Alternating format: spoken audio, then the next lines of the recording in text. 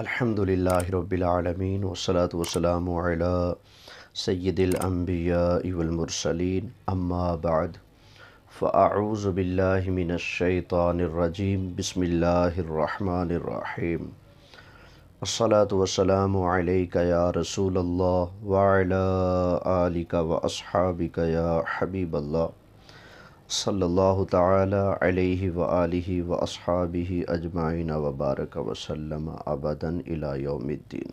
سوال و جواب کا سلسلہ، اس کی دوسری نشست میں حاضر ہوں آپ کے سوالات کے جوابات عرض کرنے کے لیے۔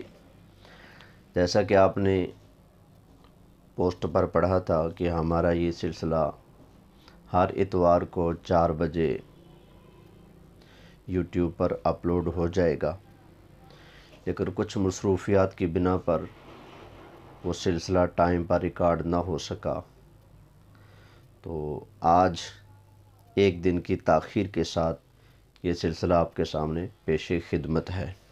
جی، پہلا سوال سماعت فرمائیں۔ علامہ صدام حسین سے یہ سوال ہے کہ جامعہ ترمذی کی قیامت والے باب میں حدیث ہے کہ آپ صلی اللہ علیہ وسلم نے فرمایا کہ میں قیامت کے دن اپنی امت کے کبیرہ گناہ کرنے والوں کی شفاعت کروں گا۔ ایک جگہ نبی نے فرمایا کہ سب سے پہلے میں اپنی اہل بیت کی شفاعت کروں گا۔ تو یہ سمجھ نہیں آتی کہ اس بات کی کہ کیا اہل بیت نے گناہ کبیرہ کیا ہوا تھا، یہ بتا دیں۔ پہلا سوال ترمذی شریف کی حدیث مبارکہ جو کہ ابو داود اور مسند امام احمد بن حنبل کے اندر بھی موجود ہے۔ نبی کریم صلی اللہ علیہ وسلم ارشاد فرماتے ہیں، کثیر طرق سے یہ روایت موجود ہے۔ حضرت انس رضی اللہ تعالی عنہ راوی ہیں، قال قال رسول اللہ صلی اللہ علیہ وسلم شفاعتی لأہل الکبائر من امتی، کہ نبی کریم علیہ السلام نے ارشاد فرمایا کہ میری شفاعت میری امت کے کبیرہ گناہ کرنے والوں کے لیے ہے، بڑے گناہ گاروں کے لیے ہے۔ اور دوسری روایت جو آپ نے پیش کی ہے، جو کہ امام حیثمی کی مجمع الزوائد اور امام طبرانی کی معجم الکبیر کے اندر یہ روایت موجود ہے۔ نبی کریم صلی اللہ علیہ وآلہ وسلم ارشاد فرماتے ہیں، اول من اشفع لہ من امتی اہل بیتی، کہ جس کی میں سب سے پہلے شفاعت فرماؤں گا اپنی امت میں سے، وہ میری اہل بیت ہیں، میرے گھر والے ہیں۔ تو آپ نے یہ دو روایتیں جوڑ کر ایک سوال کیا ہے کہ ایک روایت میں یہ ہے کہ رسول اللہ صلی اللہ علیہ وسلم نے ارشاد فرمایا کہ میری شفاعت جو کبیرہ گناہ کرنے والے ہیں ان کے لیے ہے، اور ایک حدیث پاک میں ہے کہ نبی کریم علیہ السلام نے ارشاد فرمایا کہ میں سب سے پہلے اپنی امت میں سے اپنی اہل بیت کی شفاعت کروں گا۔ تو کیا اہل بیت نبوت نے بھی گناہ کیے ہیں جو ان کی شفاعت نبی کریم علیہ السلام فرمائیں گے؟ تو سن لیجئے، شفاعت کے مختلف درجات ہیں۔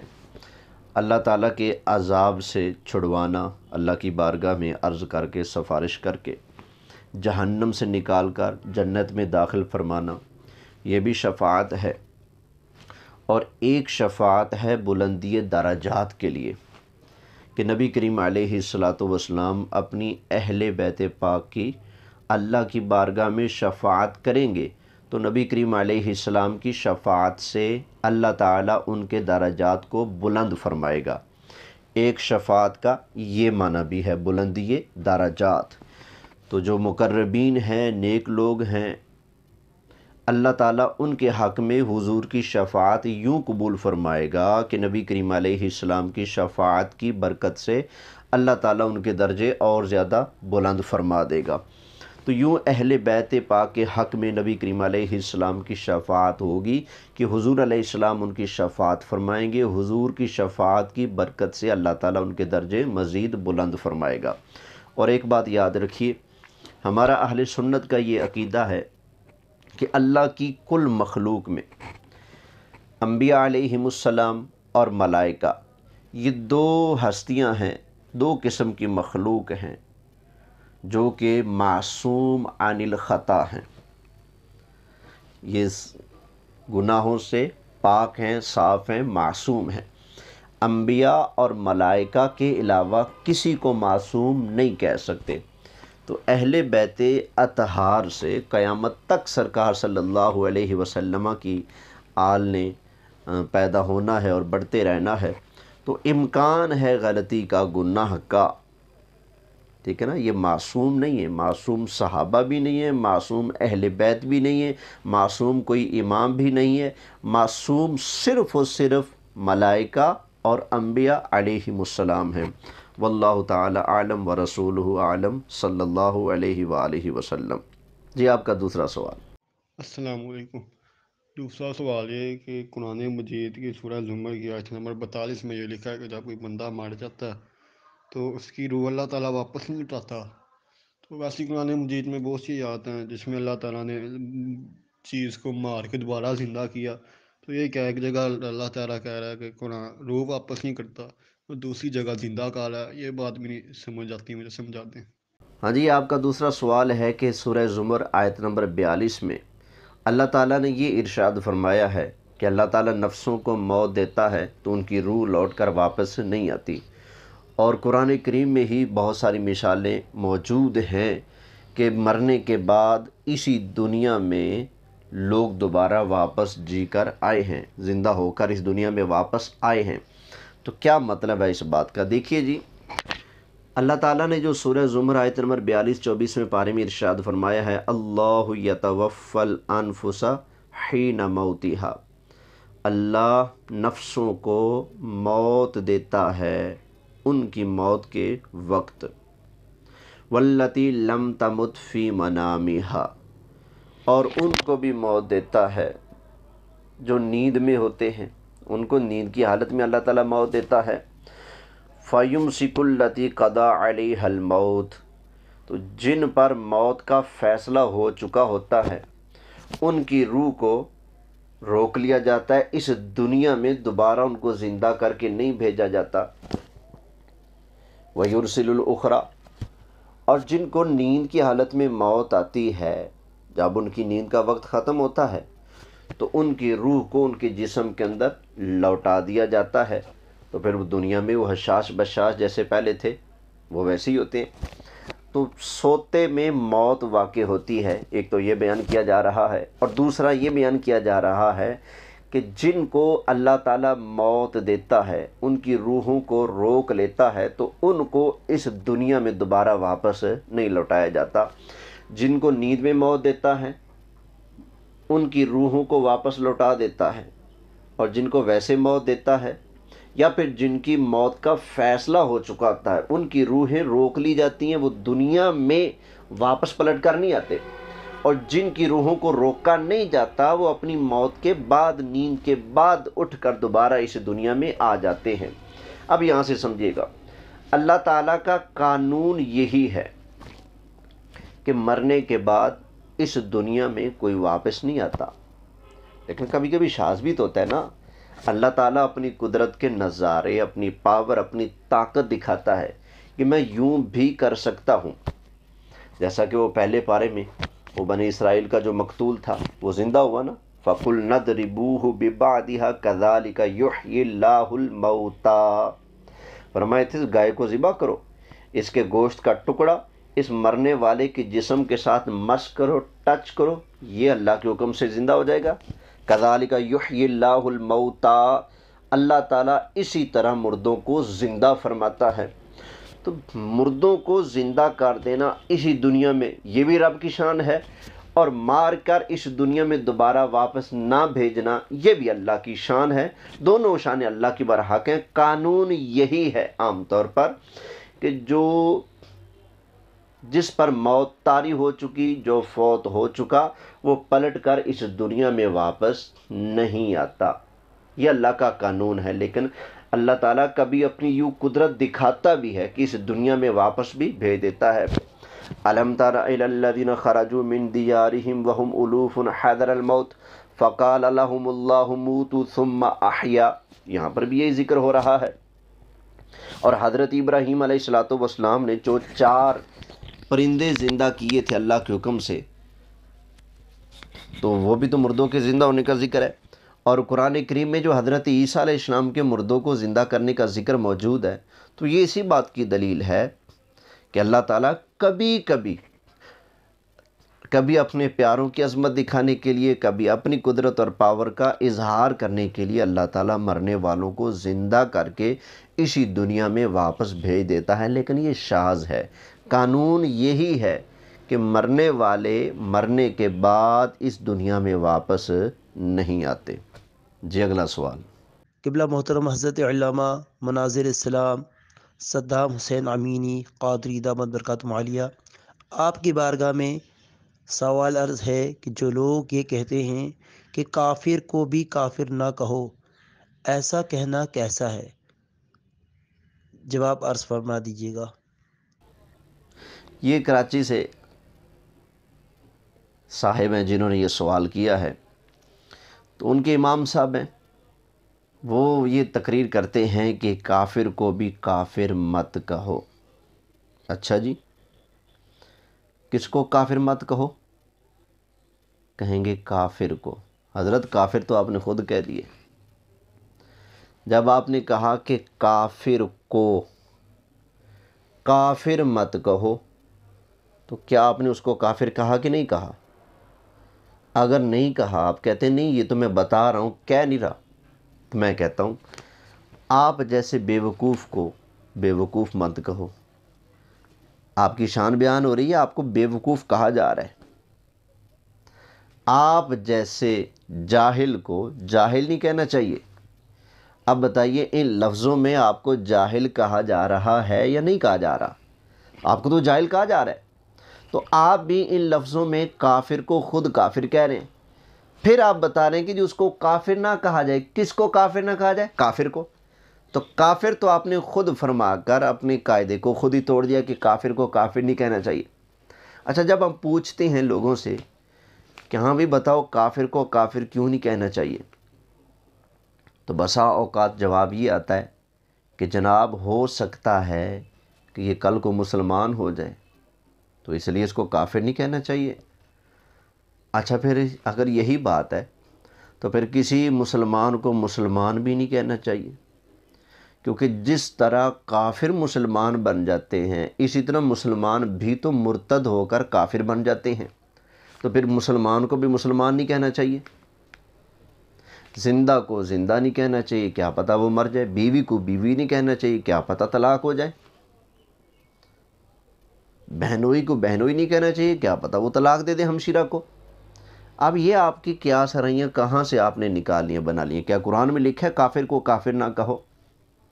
کیا حدیث مبارکہ میں نبی کریم علیہ السلام نے کہیں ارشاد فرمایا ہے کہ کافر کو کافر مت کہو؟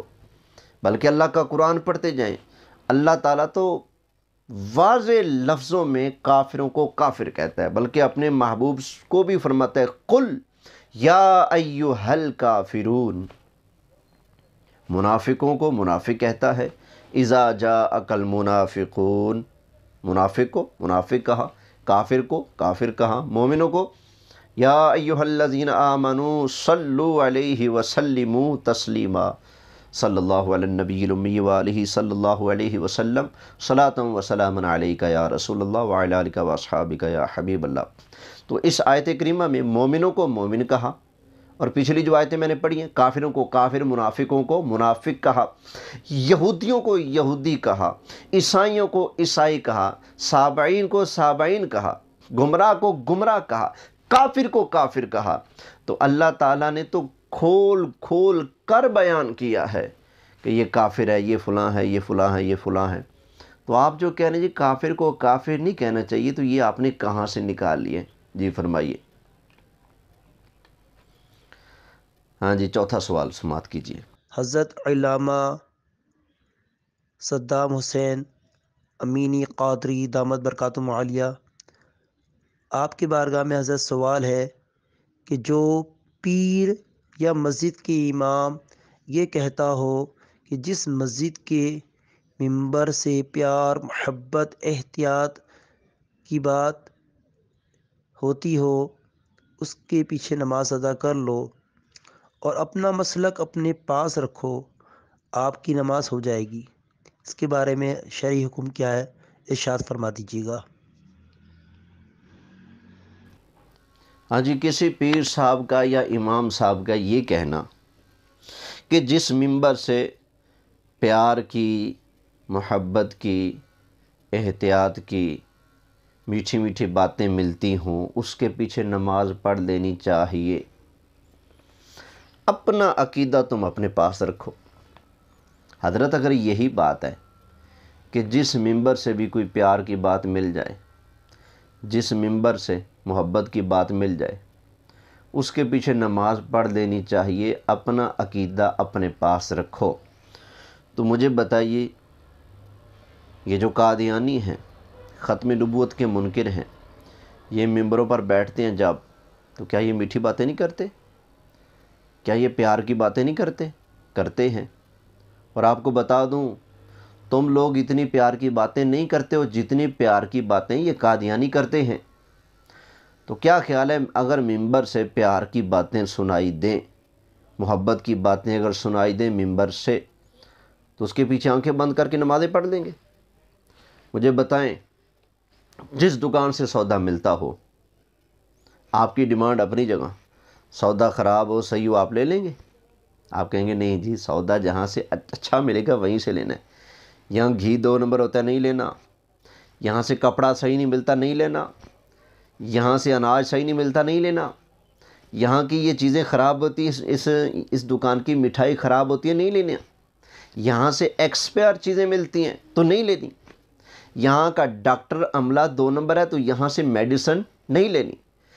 2 نمبر ڈاکٹر ہو تو آپ میڈیسن نہیں لیتے، 2 نمبر دکان پہ سودا تو آپ سودا نہیں لیتے۔ سمجھ آ گئی نا؟ تو دنیا داری کے معاملے میں آپ کی آنکھیں چار، کپڑا لینے جاؤ آنکھیں چار، آپ پرکھ کرو گے کپڑا صحیح ہے غلط ہے۔ جوتا لینے جاؤ آپ کی آنکھیں چار ہیں، آپ پرکھیں گے یہ جوتا صحیح ہے، کس برانڈ کا ہے، اچھا ہے، چلے گا نہیں چلے گا، پانی لگنے سے جلدی ٹوٹے گا تو نہیں۔ جوتا لینے جائیں آنکھیں چار ہیں، کپڑا لینے جائیں آنکھیں چار ہیں، کسی سے دوستی رکھیں، رشتہ کریں آپ اپنی بیٹی کا اپنے بیٹے کا، تو آپ کی آنکھیں 4 کے بجائے 8 ہو جاتی ہیں۔ یار پتہ کراؤ یہ خاندانی لوگ ہیں کہ نہیں، یار کسی علاقے سے پتہ کراؤ یار کیسے لوگ ہیں، یار کھاتا پیتا بھی ہے، کوئی نوکری بھی ہے، کوئی کمائی بھی ہے، یا ویلا پڑا رہتا ہے۔ تو آپ نے دنیا داری کے ہر معاملے میں پیر صاحب، امام صاحب آنکھیں 4 رکھی ہوئی ہیں، لیکن جب نماز پڑھنے کی بات آئے تو آپ کہتے ہیں جی آگے ڈرائیور جو مرضی ہو اس کے پیچھے لگ جاؤ نماز ہو جائے گی۔ یہ کہاں کا اصول ہے؟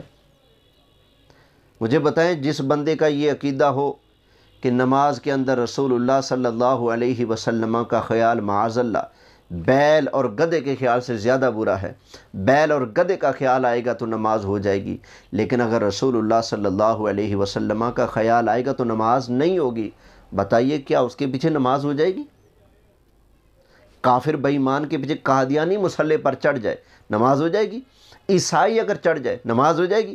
اگر آپ یہ کہتے ہیں کہ آپ نے نماز ہی پڑھنی ہے، اپنا عقیدہ اپنے پاس رکھو، تو کیا ضرورت ہے آپ کو مسلمان مولوی صاحب رکھنے کی؟ آپ یہودیوں کا بھی پادری کھڑا کر لو، ہندو پنڈت مسلح پر کھڑا کر لو، وہ پیار کی باتیں سنائے گا آپ کو غزلیں سنائے گا، شعر و شاعری سنائے گا، آپ کا دل بھی لبائے گا، آپ کو نماز بھی پڑھائے گا، تو کیا آپ اجازت دیں گے؟ تو یہ خدا کا واسطہ یہ سلوک کلیت والا راستہ مت اختیار کرو۔ سمجھ آ گئی نا؟ وگرنہ آپ کی نسبت ہے، مجھے جو بتایا گیا ہے، آپ کے نام کے ساتھ سعیدی لگتا ہے، اور یہ بھی مجھے پتہ ہے کہ قبلہ غزالی اعظم علیہ رحمہ کی یہ تعلیمات نہیں ہیں۔ تو آپ جو اپنے اکابرین اور بزرگوں کے طریقے سے ہٹ کر سلوک کلیت کا طریقہ اختیار کر رہے ہیں، اور آپ اگر سمجھتے ہیں کہ آپ حق بجانب ہیں، تو آپ ایسا کیجئے، کراچی سے آپ خط لکھیں ملتان انوار العلوم میں، یا پھر آپ کراچی سے چلیے ملتان آپ آ جائیں، کیونکہ آپ کے نام کے ساتھ اور آپ کے والد صاحب کے نام کے ساتھ سعیدی ہے۔ اگر یہ دھوکہ نہیں تو پھر ان کے ساتھ آپ کی نسبت ہونی چاہیے اگر سچ ہے تو۔ اگر ان کے ساتھ نسبت ہے آپ کی تو پھر وہی آپ کو عقیدہ اپنانا پڑے گا جو عقیدہ غزالی اعظم رحمۃ اللہ تعالیٰ علیہ کا تھا۔ تو آپ انوار العلوم آ جائیں، وہاں سے آپ شیخ الحدیث پیر سید ارشد سید کاظمی زیدہ مجدہ دامت برکاتہم العالیہ، ان سے آپ فتویٰ لکھوائیے، وہ اگر آپ کی تائید کر دیں تو میں یہ اپنی باتیں ساری واپس لے لوں گا، اگر وہ آپ کی تردید کر دیں کہ آپ یہ غلط کر رہے ہو تو پھر میں یہی کہوں گا خدا کا واسطہ یہ لوگوں کے سامنے یہ دو نمبریاں مت کرو، قبر و حشر میں تمہیں جواب دینا پڑے گا۔ وہ آپ بندہ پرکھنے کے بعد تعلق جوڑتے ہو، لیکن نماز کے بارے میں، دین کے معاملے میں آپ کہتے ہو کوئی پرکھ نہیں ہونی چاہیے، یہ کیسا آپ کا طریقہ کار ہے؟ جی اگلا سوال۔ ہمارے پیارے بھائی جان کی حال چال ہے؟ ٹھیک ہو؟ ساڈی ایک چھوٹی جی گزارش ہے تھی بھائی جان، اگر تہاڈے کول وقت ہوئے، ٹائم ہوئے، بخاری شریف دی حدیث پاک اس طرح دی کوئی ہے جس دے اندر آقا علیہ الصلوۃ والسلام نے فرمایا ہوئے، مینوں صحیح طرح مکمل یاد نہیں، میں سنی ہے، نبی پاک علیہ السلام نے فرمایا ہے قیامت تک آن والی گل میرے تو پوچھو، مسجد نبوی دے وچ کھلو کے، ممبر تے کھلو کے قسم کھا کے کیا ہے، اس طرح کی کوئی حدیث ہے؟ جی اصغر صاحب ساہیوال سے، اور یہ ہمارے پروگرام کا 5واں سوال ہے۔ آپ نے سوال کیا ہے کیا بخاری شریف میں یہ حدیث ہے کہ نبی کریم علیہ الصلوۃ والسلام نے فرمایا مجھ سے پوچھو جو پوچھنا ہے؟ بالکل جی ہے، یہ بخاری شریف میرے پاس موجود ہے۔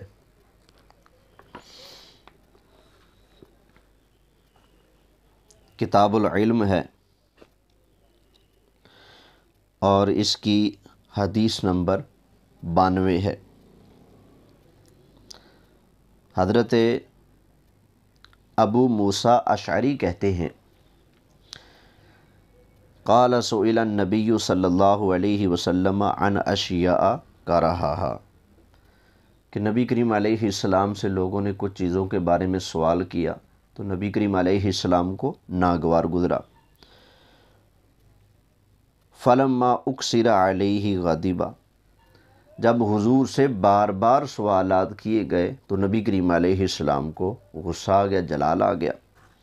ثم قال للناس، پھر نبی کریم علیہ السلام نے لوگوں سے فرمایا سلونی عما شئتم، فرمایا مجھ سے پوچھو جو تمہارا دل چاہے پوچھو، میں تمہیں جواب دوں گا۔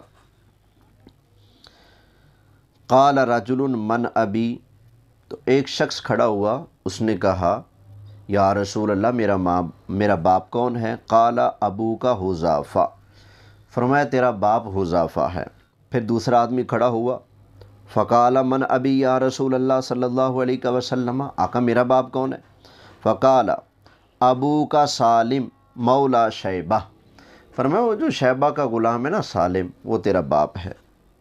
فلما رأى عمر ما فی وجہہ، حضرت عمر رضی اللہ تعالیٰ عنہ نے جب نبی کریم علیہ السلام کے رخ انور پر جلال کے آثار دیکھے، قال یا رسول اللہ صلی اللہ علیہ وسلم انا نتوب الی اللہ عز وجل، عرض کی یا رسول اللہ ہم اللہ کی بارگاہ میں توبہ کرتے ہیں، ہم معافی مانگتے ہیں، آقا درگزر فرمائیے۔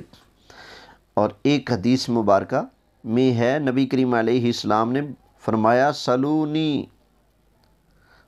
مجھ سے پوچھو، فبارک عمر علی رکبتیہ، تو حضرت عمر رضی اللہ تعالی عنہ نے اپنے گھٹنے نبی کریم علیہ السلام کی بارگاہ میں رکھ کر حضور کی بارگاہ میں جھک گئے۔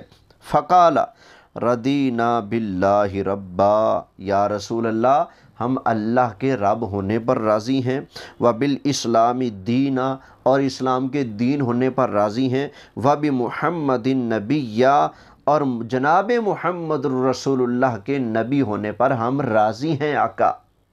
تو تب جا کر نبی کریم علیہ السلام کا جلال ٹھنڈا ہوا، حضور خاموش ہوئے۔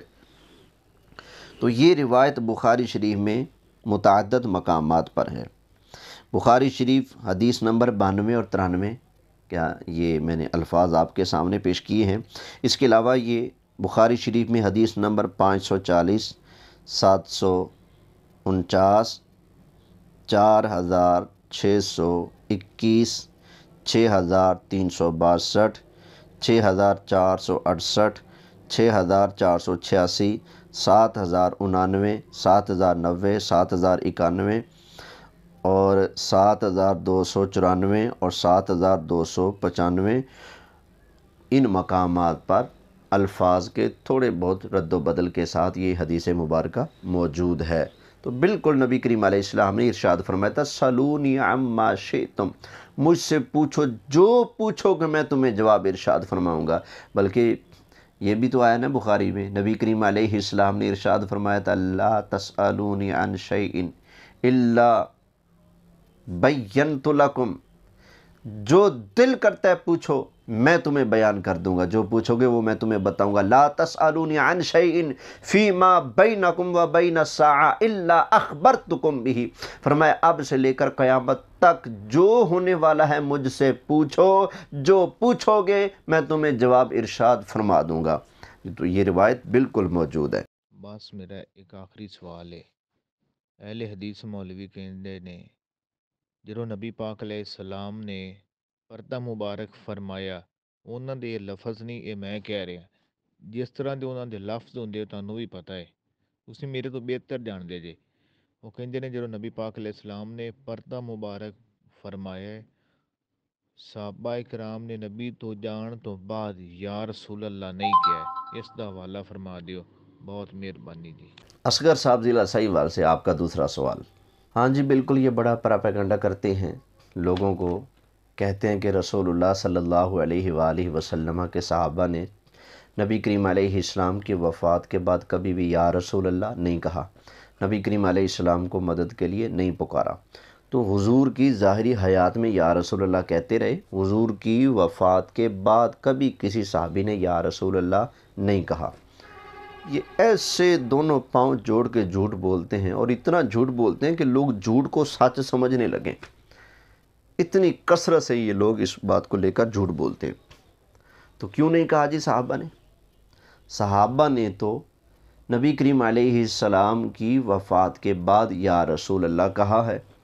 بخاری شریف کے اندر موجود ہے، نبی کریم علیہ السلام کا وصال ہوا، وصال کے بعد حضرت ابو بکر صدیق رضی اللہ تعالی عنہ نبی کریم علیہ السلام کے جسد مبارک کے پاس حاضر ہوئے، نبی کریم علیہ السلام کے چہرے انور سے کپڑا اتارا، حضور علیہ السلام کی پیشانی کو چوما حضرت ابو بکر صدیق نے، اور کہا فقال یا نبی اللہ، اے اللہ کے رسول صلی اللہ علیہ وآلہ وسلم۔